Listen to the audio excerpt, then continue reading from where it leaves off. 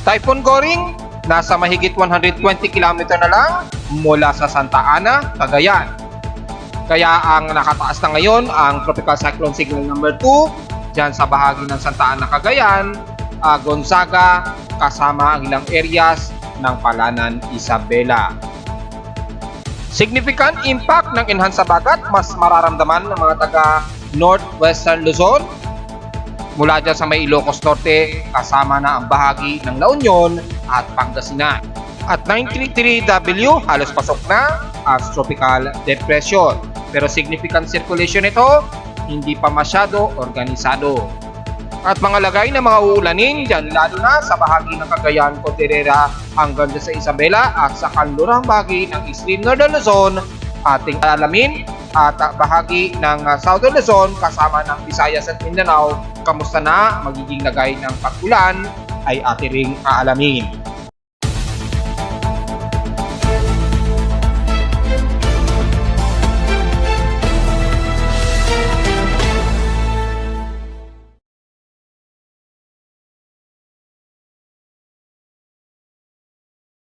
Hello, good morning mga folks. Welcome po muli sa ating daily weather bulletin at analysis para sa araw ng Sabado, August 26, 2023. Ang oras natin boys from umaga ay eksakto alas 9 na ng umaga.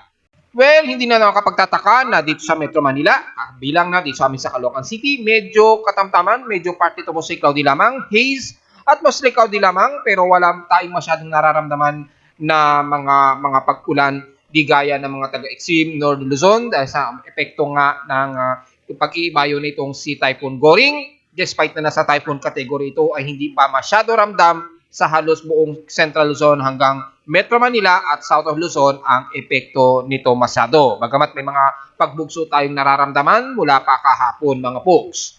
At pakikita sa ating Doppler radar. At kung titingnan natin ng mas malapitan ng ating Doppler radar, ang apektadong inuulan ngayon ang bahagi dyan sa may bandang Zambales, mula sa may bandang Iba at kasama na ang Pangasinan at ilang bahagi ng Olongapo at Maribeles, Bataan. Titingnan natin yung actual na radial nito sa ating satellite imagery ng Doppler na gawa ng inyong lingkod, ay makikita po na inuulan ang bahagi ng mula sa Masinloc kasama na ang San Felipe, Narciso hanggang Subic, Olongapo at dyan nga po sa may bandang City of Balanga. Makikita natin kung ipopost natin ito para mas madetalye ay makikita po ang sakop ng mga at least mga light to moderate showers at ilang parte na nagkakaroon ng ilang malakasang ulan lalo na po dito sa bahagi na to ng Masinloc at Infanta at dyan sa bahagi nga po ng pagitan na ng Bolinao at Burgos dyan sa Pangasinan. At sa may extreme Northern Luzon naman, ay di sa bahagi ng Isabela, ay nakakapekto ngayon ang malakas na pag-ulan sa bahagi ng Palanan, Isabela, Maconacon, all the way pataas mula Gonzaga at Santa Ana, Cagayan, na inaasahan natin nakataas yan sa Tropical Cyclone Wind Signal number 2. Na kahit hindi ko sisilipin sa data ni Pag-asa, dito pa lamang sa aking Tropical Cyclone Wind Signal forecast within 90 km to 95 km range na pinakita ko sa inyo kanina, ay makikita po natin ay nakataas nga sa Tropical Signal number 2 ang bahagi nito ng Santa Ana, Gonzaga hanggang sa bahagi nga po ng Palanan, Isabela. Kaya bayong pag-iingat po mga folks, asahan po mga pagbugso ngayon ng hangin habang lumalapit itong si Typhoon Goring. At sa mga thunderstorm so far ay ayon sa aking lightning detection system nakapagtala ng at least 30 lightning strikes dyan sa may bayan na yan ng Cagayan of Coast. At dyan sa may bandang kanluran naman ng bandang Bolinao ay mayroong at least mga 4 hanggang 5 lightning strikes. Active po ito, cloud to ground. Kaya mag-iingat po mga kababayan natin. Kung maaari ay umiwas muna tayong lumayag sa bahagi ng iyan dahil baka kayo'y tamaan ng pagkidlat dahil aktibo pa rin ang mga pagkidlat dyan sa outer rain band ni Typhoon Goring. Sa ating current conditions, nabanggit ko na nga, bukod sa overcast and gloomy, windy at hazy dito sa amin sa Caloocan. So inaasahan medyo nagsisiro visibility kahit na may sumusulpot na nakakalusot ang sikat ng araw dito sa amin sa Caloocan. At kita sa ating live CCTV snapshots natin na medyo nakakasulpot pa rin ang tinding sikat ng araw Pero hindi masyado humid sa ngayon ang ating mararamdaman dahil ang outside temperature natin kasalukuyan ay sa 30 degrees Celsius. So medyo alanganin lamang ang pagiging humid. Medyo comfortable pero maya-maya makakaramdam pa rin kayo ng minsan ng humid na temperatura o damang init, lalo na dito sa bahagi ng Metro Manila. Epekto kasi yan dahil marami kasing lawak ng ating industrialisasyon sa area. So nagkakaroon pa rin tayo ng tinatawag na heat island effect despite na komportable ang ating temperatura. Nagkakaroon kasi ng heat island effect kaya medyo mataas ang ating max humidex at 45.3 degrees Celsius. Anyways, ang humidex ay medyo magkaiba yan sa humidity, humid at heat index. Pinagsamang parang heat index at humid, ito ay typically na nami-measure kapag most on the evidences, epekto ito ng heat island effect, lalo na kapag dito sa Metro Manila na matindi pa rin ang init despite na medyo mababa na below 30 degrees Celsius ang temperatura. Kasi yung ating mga buildings kasi nag-absorb yung temperatura sa paligid at nagkakaroon ng heat island effect nga na tinatawag. Sa lowest temperature na ito lang, Naki Weather Station, kaninang 4:56 AM, nasa lowest of 28.4 degrees Celsius. Kahapon napagtala kami ng medyo malinsangan na nasa 33 degrees Celsius. Kahapon ito ng tanghali, tapat na nasa 12:49 PM ito. At sa ating heat index, so far, bagamat medyo critical, 50-50 ang hindi comfortable ng ating init pandaman na nasa 43.5 degrees Celsius ang heat index. Well, kung titingnan natin sa mga weather stations ni Pag-asa, nationwide heat index, kung titingnan natin kahapon, ang pinakamataas na mabot na init pandama ay, mabot ang Katarman, Northern Samar, ang may pinakamataas na init pandama na sa 50 degrees Celsius ang pinakamataas na temperatura. So, nangunguna ang Katarman, Eastern Samar o Northern Samar sa may pinakamataas na heat index sa buong bansa. Ayun. At pangalawa lamang, probably, ang Rojas City sa bandang Capiz na nasa 45 degrees Celsius ang heat index kahapon. Sa ating PH Extremes in past 24 hours, nangunguna sa maalinsangan naman na temperatura ang Infanta Quezon na nasa 35.4 degrees Celsius despite na nagkakaroon ng mga maulap na himpapawid. At sa lowest temperature naman sa bansa ay mas bumaba ng bahagya, lalo dyan sa Baguio City ay nasa 16.6 degrees Celsius ang lowest temperature. So medyo maginaw na po ng husto yan. At sa Inulan naman ng Apari, of course, dahil nga po nandyan ang mas malapit sa kanila ang range ni Typhoon Goring. Naasahan ang Apari ay umabot sa napakataas na, pinakamataas na o max precipitation na buhos ng ulan na nasa 46 mm. Kahapon wala kaming naitala sa Caloocan na anumang pag-ulan o kahit drizzle rain man lamang. So wala tayong naibabalita tungkol sa uulanin sa Caloocan. So far, sa ating humidity, nasa mataas pa rin ito at 76% at bumababa ito ng 5% since last hour.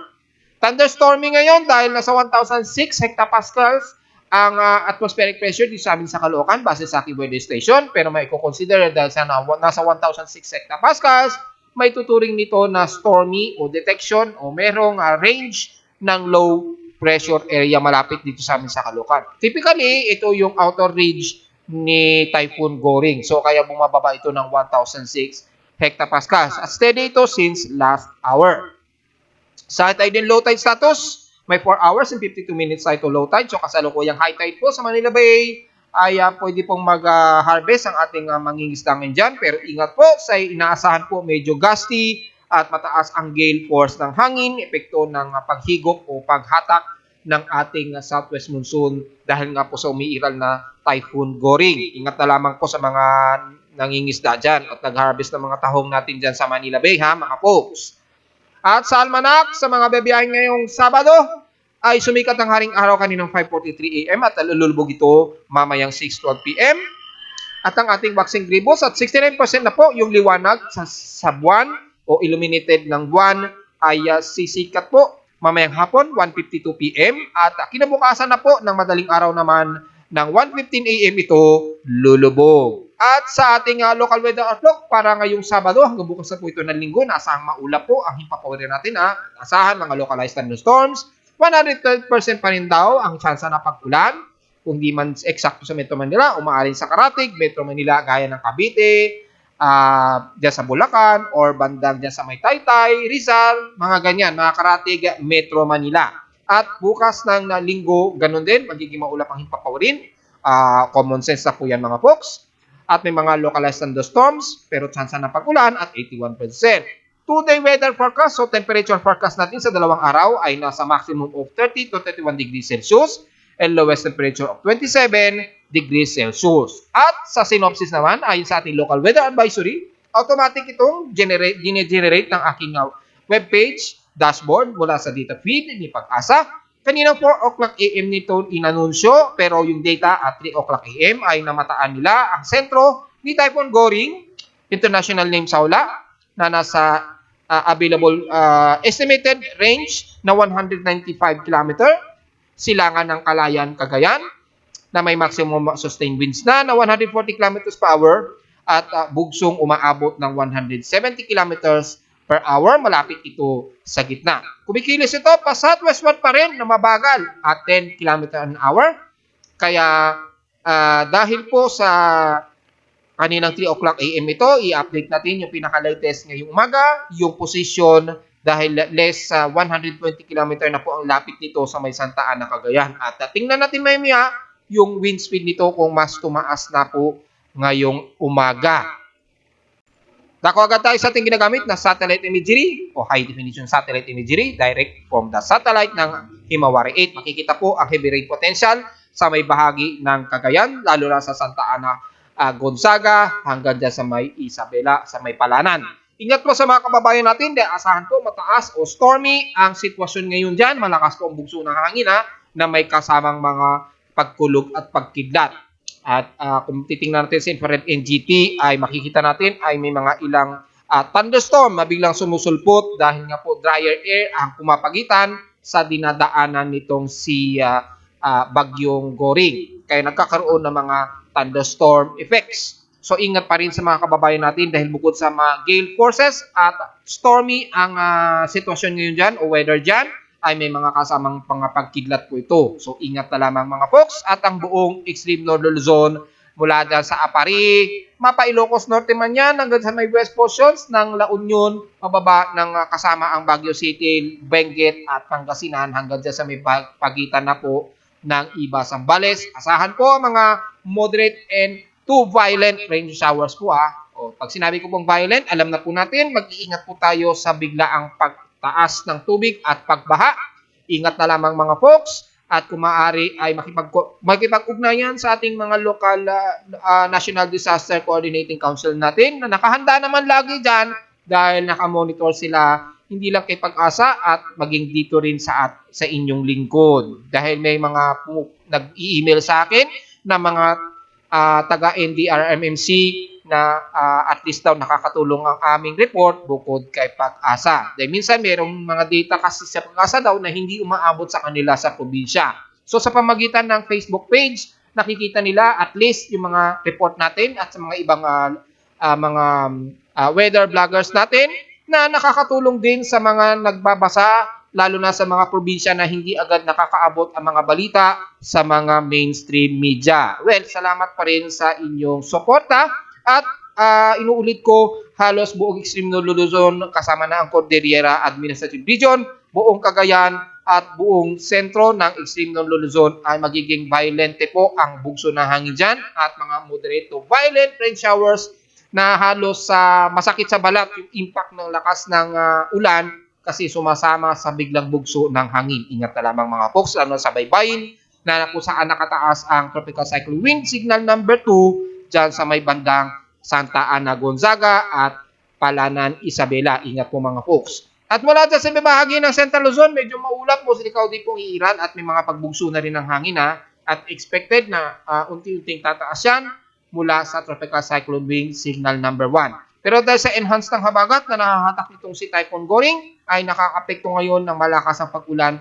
sa kanluran nga po ng Northern Luzon hanggang dyan sa bahagi nga po ng Zambales. So mag-iingat mga folks, yung enhanced habagat, mararamdaman niyo po dyan kaysa sa amin sa Metro Manila at ilang parte ng Bulacan pababa ng Southern Luzon. Although yung southwest monsoon flow ay umaabot hanggang Southern Luzon, ay hindi masyado significantly malakas yung magiging impact ngayon mula din sa Metro Manila hanggang Southern Luzon. Although makakaranas kami hanggang Metro Manila po yan na mga party to mostly cloudy ang iiral po at may mga potentially drizzle rains unti-unti. So, magdala pa rin ng mga pananggalang sa ulan maging dito sa bahagi ng Metro Manila. Anytime maghapon, magkakaroon ng mga biglaang buhos ng ulan anumang oras maghapon.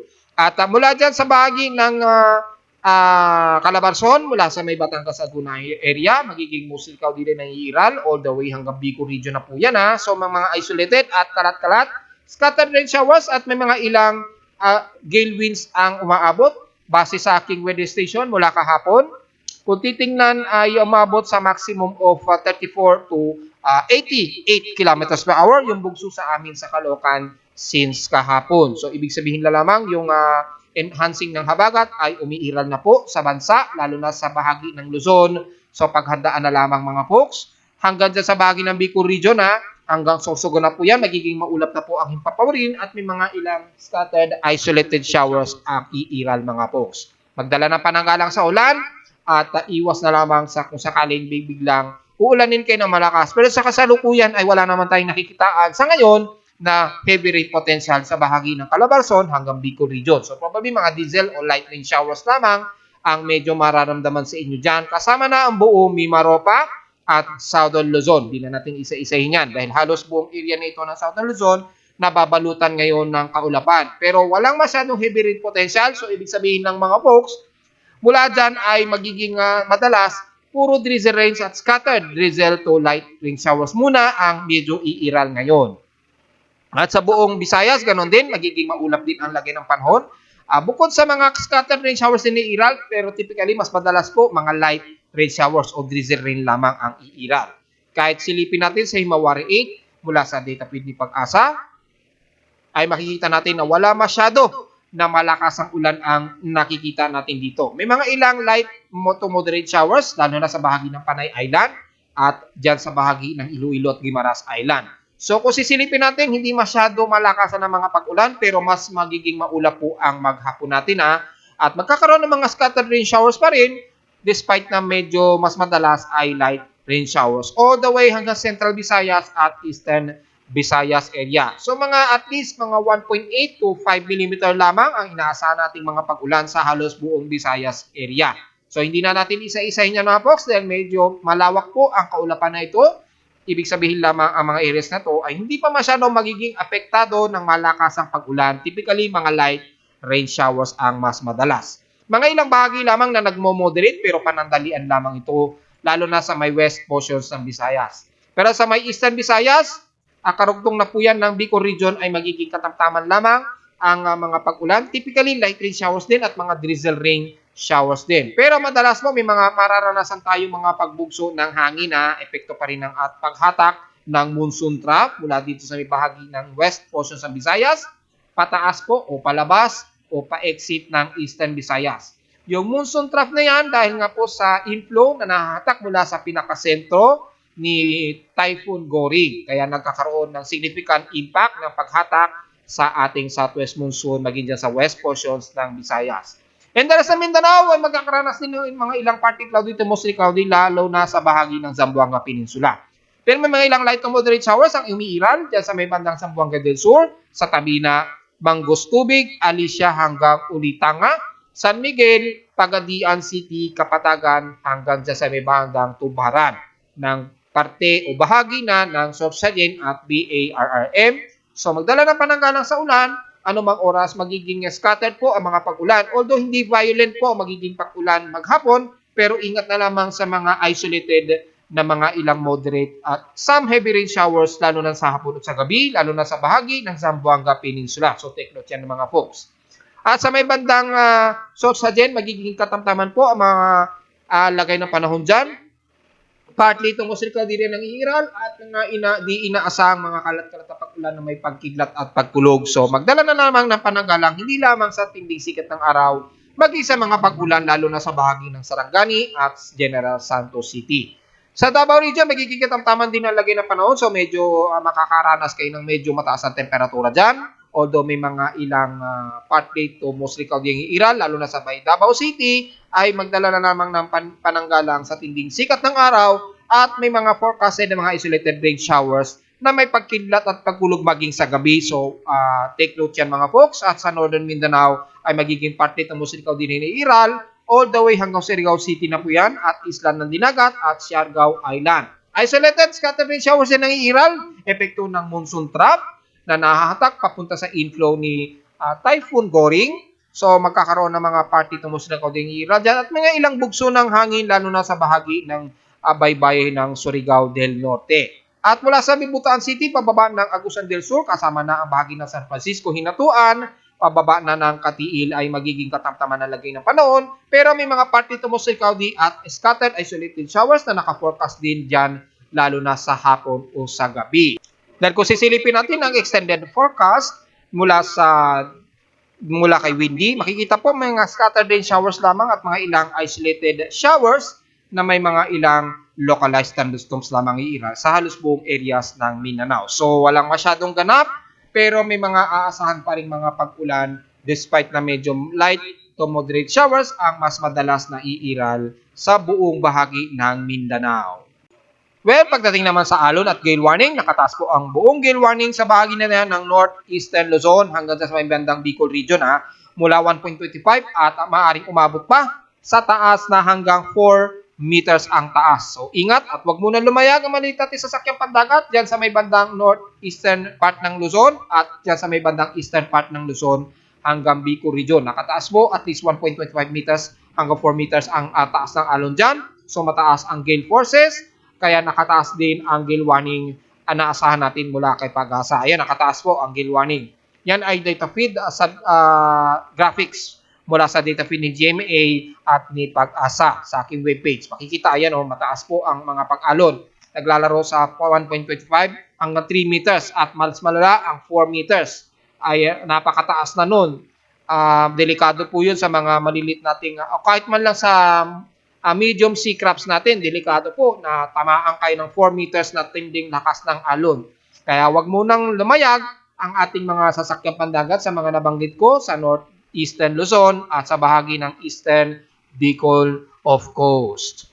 Tako agad tayo sa ating ginagamit na computer-generated tropical cyclone sector at as of 9 o'clock a.m. ngayong umaga ay ang central air pressure na ngayon ni Typhoon Goring o international name Saula ay nasa 960 hectopascals na po ito. At ang kanyang 1 minute average wind speed na ngayon ay nasa 187 km per hour at bugsong umaabot na ng 233 km per hour. Pero dahil 1 minute ito ay pasok tayo sa 10 minute average wind speed lamang na 138 km per hour at bugsong umaabot ng 172 km per hour. So pasok pa rin as typhoon category sa atin sa Pilipinas. Pero sa 1 minute ay nasa category 3 typhoon na po ito. At kumikilos pa rin ito southwestward sa napakabagal pa rin na movement speed na 9 kilometers an hour. Samantalang si Damray o Tropical Storm Damray pa rin ang natiling nasa Tropical Storm category pa rin na nasa 10 minute average wind speed na 69 kilometers per hour at bugsong umaabot ng 85 kilometers per hour. Pero dahil hindi ito significant na makaapekto sa bansa, so hindi natin masyado magiging focus ngayon ito dahil magiging concern lamang ito ng mga taga Southern Japan dahil tutok sila rito dahil maaari kasing biglang magkaroon ng direct landfall sa Japan lalo na sa bahagi ng Tokyo. So nakatutok ngayon ang Japan Meteorological Agency kay Tropical Storm Damray. Pero sa Pilipinas, hindi natin masyado significantly na focus itong si Damray. At itong C90TW naman ay nasa 1,000 hectopascal na po ang kanyang central air pressure as of 9 o'clock a.m. At pasok na as tropical depression category at 10-minute average wind speed at 57 km per hour at bugsong umaabot ng 72 km per hour. At wala pa significant movement speed ito at base naman sa mga ensemble forecast natin kahapon, medyo bahagyang kumikilos ito pa north, northwestward. So, critical na may mga chance pa rin na maaaring pumasok ito ng ating Philippine Area of Responsibility, pero medyo lilis lamang ito o sasaglit sa loob ng ating PAR at lalabas din kaagad ito patungo sa direksyon ng Okinawa or bandang southern Japan. So, titingnan pa rin natin maya-mayang konti. And so far, itong si Typhoon Goring na mataan, ang sentro na ngayon nito as of 9 o'clock AM sa layong 137 km silangan ng Gonzaga, Cagayan. Pero kung pagbabase natin mula sa Santa Ana, nasa layo itong 131.28 km bandang silangan ng Santa Ana, Cagayan naman. Pero sa pinakaduluduluhan ng Santa Ana, Cagayan, kung pagbabase natin sa line path ay nasa pinaka-least o closest na ito sa layong 113 km silangan ito ng pinaka-least coast ng Santa Ana, Cagayan or ng Gonzaga, Cagayan. Nakataas ito as Tropical Cyclone Signal number 2 at maaaring tumaas pa ito sa Tropical Cyclone Signal number 3 anumang oras. Depende sa magiging radial impact ng kanyang around at least mga 90 km range dahil nasa 113 km range po kasi ang pinaka-sentro nito. So pasok ito mga around 90 to 100 km range. Kung sisipatin natin ang ating forecast sa Tropical Cyclone Wind Signal ay Tropical Cyclone Warning 93 km range. Dahil si Goring ay nasa range pa rin ng more than 100 km mula sa kalupaan ng Santa Ana, Cagayan o sa Cagayan. Kaya gagamitin natin ang at least 93 km range ng Tropical Cyclone Wind Signal. At kung sisilipin natin ay pasok nga sa Tropical Cyclone Wind Signal number 2 ang bahagi nito na Santa Ana, Gonzaga kasama na ang Palanan, Isabela. And the rest ay bahagi nito ng Lalo, Apari kasama na Apari, Bagaw, Tigigaraw, Kabagan, Ilagan hanggang dyan sa may Kawayan City. Alicia pababa ng Kasiguran ay pasok sa Tropical Cyclone Wind Signal number 1. At kahit hindi na natin silipin kay Pag-asa, automatic, ganyan na rin ang nakalabas o lalabas dyan sa Tropical Cyclone Wind Signal ni Pag-asa. Dahil malinaw naman na nasa within 100 km range pa lang naman yung pinaka-sentro nito at very compact ang radial circle outer nitong si Goring. Hindi masyado malawak yung kanyang sirkulasyon despite na nasa typhoon category na siya. So maliit lamang yung magiging epekto masyado sa ngayon sa bahagi ng extreme nodal Luzon. Ayan, kita naman ninyo. Maliit pa yung path ng maaapektuhan ng Tropical Cyclone Wind Signal number 2. Ngayon, depende sa intensity nito ni Goring at kung mas lumakas pa yan, maaaring umabot pa sa Tropical Cyclone Wind Signal number 3 ang bahagi ng Santa Ana, Gonzaga at bandang Palanan, Isabela. Kasi siya yung mga mas malapit sa maka within 100 km range nitong kay Typhoon Goring. At ayon sa Elias forecast ng aking tropical cyclone track primary ay may chance pa to, malitan chance pa itong maging super typhoon. So tingnan na lamang natin. Yan ay 50-50 pa rin gaya ng aking analysis 2 days ago. Nasa 50-50 pa rin ang chance na umabot ito sa super typhoon category. So hindi pa rin natin i-rule out ang mga possibility na umabot sa super typhoon category yan mga folks ha. So kahit itanong niya pan kay Pag-asa, yun din ang sasabihin ni Pag-asa na hindi rin nila yan niro-ruled out. At ayon sa aking automated tropical cyclone ensemble, makikita nga po ang significantly na slightly change ng galaw nitong si Typhoon Goring. Although magiging circular loop pa rin magiging kilos nito, ay sa loob pa rin ng 3 days ay manatili ito sa may northeastern part ng Luzon.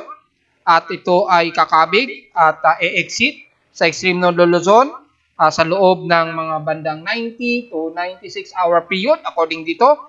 At inaasahang lalabas daw ito ng Philippine Area of Responsibility by 139 to 140 hour period approximate. So maaaring tumama pa ito sa may bahagi ng Taiwan.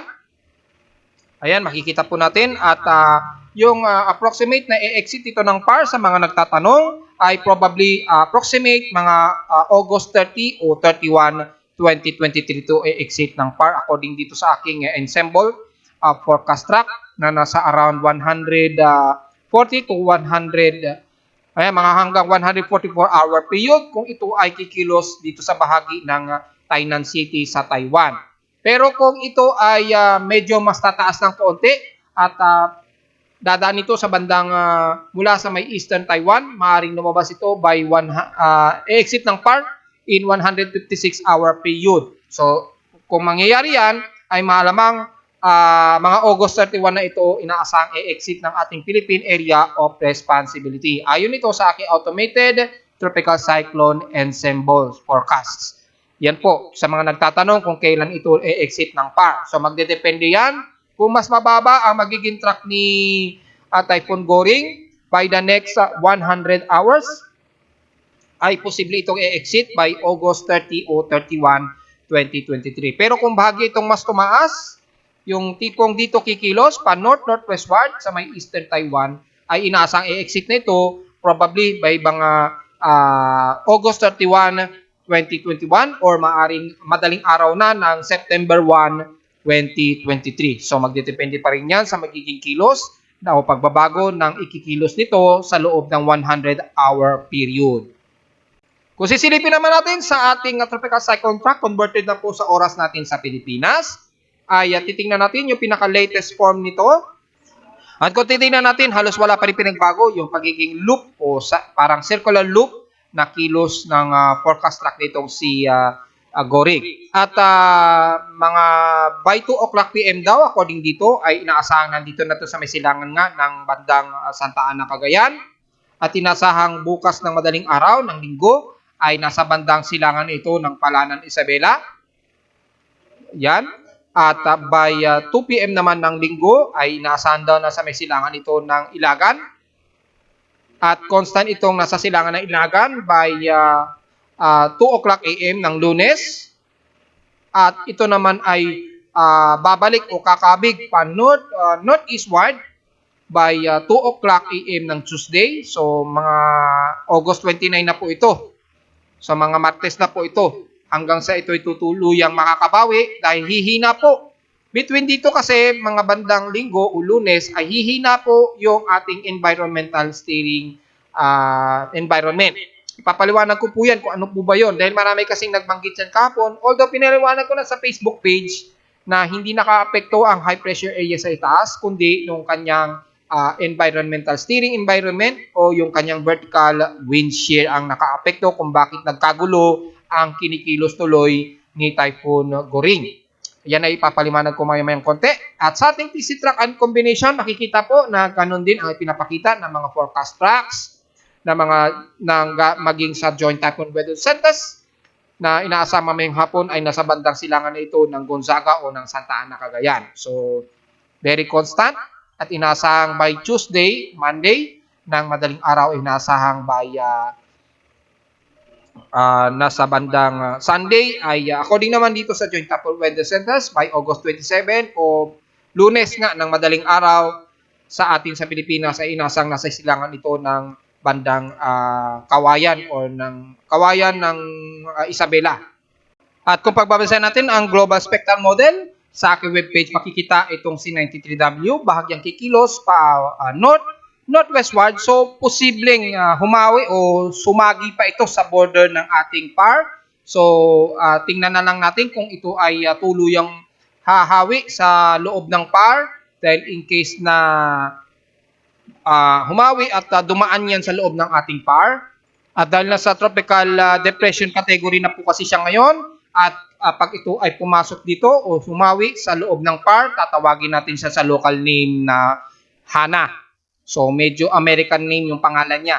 Kakaiba siya sa mga ibang naunang pangalan natin na Goring, Falcon. Ngayon, this time, mukhang American name ang pangalan na tatawagin natin sa local name na Bagyong Hana nga. At maaaring kung sakaling makapasok ito ng PAR, mukhang sasaglit lamang ito sa loob ng PAR at lalabas din kagad ito ng ating Philippine Area of Responsibility. According dito sa Global Spectral Model na ating makikita. At kung titingnan natin yung mean sea level pressure, itong si 90TW, makikitang mag-i-intensify siya, ito si tropical storm hanggang severe tropical storm. So may maliit pa tsansa pa itong umabot sa typhoon category. Sa ngayon hanggang severe tropical storm lamang ang nakikita kong probability na forecast nito at ito nga ay kikilos pa northwestward at may chance pa itong sumagi o gumitgit sa dulo o dito sa bahagi nito ng ating Philippine Area of Responsibility. So may chance pa na matatawag natin ito sa Bagyong Hana, pero maaring saglitan o saglit na saglit lamang natin siyang matatawag na Bagyong Hana dahil lalabas din kagad ito kalaunan o saglit, siguro mga ilang oras, lalabas din kagad ng ating Philippine Area of Responsibility. So, kung sakaling lumakas ito at gumawi ito sa bahagi ng border ng PAR, although walang significant impact sa kalupaan ng bansa, ay yung kanyang habagat naman na mahahatak nito ang makaapekto dyan sa bahagi ng eastern at western portions ng Visayas at west portions ng Mindanao. Yung paghatak nito sa habagat nito, magpapaulan ng ilang moderate at ilang violent rain showers, probably sa bahagi nito ng west portions ng Mindanao at west portions ng Visayas. So, paghandaan na lamang kung sakali yung magiging pag-ulan yan, despite na walang significant impact itong si Pre-Hana kung sakali na pumasok sa PAR na makakaapekto sa kalupaan ng bansa. And wait, there's more mga folks. Bukod kay Damray, Tropical Storm Damray at possible 93W, ay meron tayong namamataan naman pero almost sa mid-Pacific na po kasi ito. Halos pagitan nito ng West at Eastern Pacific na meron tayong anomaly na nakikita dito at least within 48 hours. Nasa at least 60% yung chansan ng probability. However, maliit pa ang konsiderasyon nito na magiging isang ganap na invest sa ngayon. Pero obserbahan natin ito within 55-hour period dahil may nakikitaan siya na tataas ang anomaly niya hanggang 60% sa susunod na 24 hours. Ito ay malapit sa pagitan ni Tropical Storm Damray at 93W. So medyo nasa bahagi ito ng bandang Caroline Islands siguro. Bandang Caroline Islands, almost halos sa Central Pacific yun. O Mid-Pacific na natin na nakikita itong pamumuo nito. Well, titingnan natin dahil baka kasi kumilos ito pakanluran dahil yung vertical wind shear nito ay kinakabig pa west-northwest ang mga anumang low pressure area. So, titingnan na lang natin mga folks. Mag-update ako sa Facebook page para sa bagong anomaly na ito na ating nakikitaan sa ating West Pacific Basin. And the rest, wala pa naman tayo na ilang nakikitaan. At sa ating mga computer models, bukod kay 93W, ay makikita natin na medyo pa west-northwest ito at nakikita ang maaaring itong humawi o pumasok ng saglitan sa ating Philippine Area of Responsibility na tatawagin natin sa local name na Hana, just in case.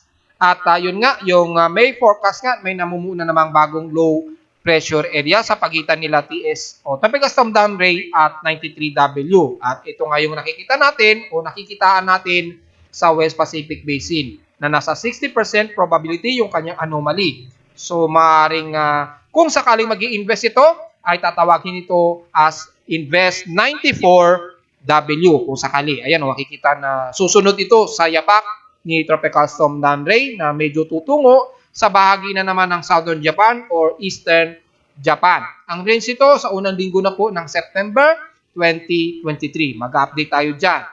At sa SMWF, ganon din ang pinapakita na mayroong significant na may pamumuo na low pressure area kasabay ni 93W at Tropical Storm Damray. Well, yung interruption kasi ng high pressure area sa may silangan ng Japan na nagbubunsod sa mga low pressure area kumilos ng pakanluran despite na malakas din ang vertical wind shear. Ganon din kay NABGEM ay masyado aggressive ngayon ang pinapakita ni NABGEM.